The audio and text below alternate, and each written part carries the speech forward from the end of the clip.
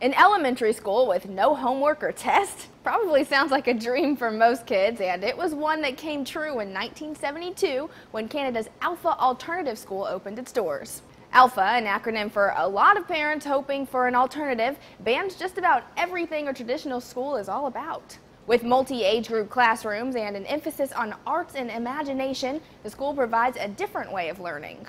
But what effect does such an environment have by the time those youngsters reach adulthood? Well, as a part of Alpha's 40-year anniversary, Michael Barker, a Toronto photographer, caught up with some of the members of the inaugural class.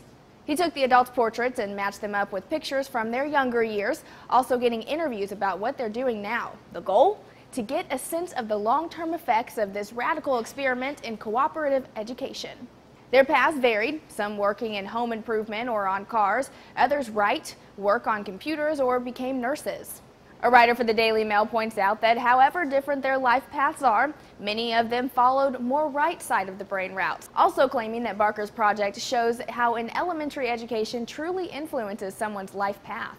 But how much of an influence does a more free-flowing school environment actually have? And if it's a positive impact, why don't all schools follow the same model? Alpha isn't the only school to adopt the no homework model. Finland's school system does the same. And it surprised the world by ranking #1 out of 80 countries for the highest scores on the standardized test evaluating education systems in 2000.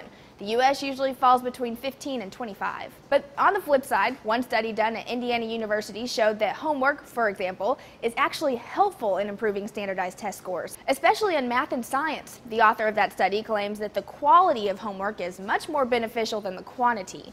Alpha is still going strong today. The schoolhouse is grades 3 through 6, but it keeps it exclusive, admitting only about 80 students a year. For Newsy, I'm Jasmine Bailey.